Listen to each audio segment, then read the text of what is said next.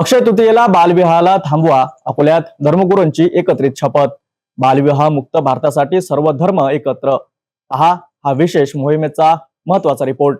अकोल्यात जिल्हा विधी सेवा प्राधिकरण, महिला व बाल विकास कार्यालय आणि ॲसेस टू जस्टिस प्रकल्प यांच्या संयुक्त विद्यमाने एक महत्त्वपूर्ण पाऊल उचलण्यात आले। अक्षय तृतीयेसारख्या सणांवर बालविवाह वाढण्याची शक्यता लक्षात घेऊन धर्मगुरूंची विशेष सभा आयोजित करण्यात आली। ही सभा अकोला जिल्हा विधी सेवा प्राधिकरणाच्या कार्यालयात पार पडली, जिथे विविध धर्माचे प्रमुख धर्मगुरू उपस्थित होते। बालविवाहाचे प्रमाण 2030 पर्यंत 5% कमी करण्याचे उद्दिष्ट ठेवून या मोहिमेची सुरुवात झाली आहे। धर्मगुरूंनी बालविवाह आयोजित करणार नाही किंवा त्यांना पाठिंबा देणार नाही अशी शपथ घेतली। एक सामाजिक बुराई और कानून का उल्लंघन है, जो लड़कियों की शिक्षा, सुरक्षा, स्वास्थ्य और विकास और उनके सपनों को पूरा करने में बाधा डालता है।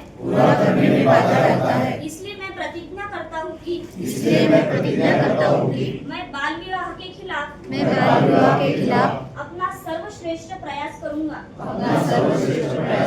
मैं हमेशा यह सुनिश्चित करूंगा कि मेरे परिवार, पड़ोस और समाज में कोई बाल विवाह न हो।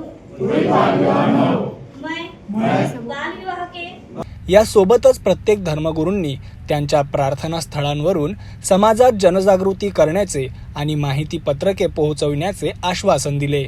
बालविवाह मुक्त अकोला जिल्हा करण्यासाठी ही एक ऐतिहासिक सुरुवात मानली जात आहे।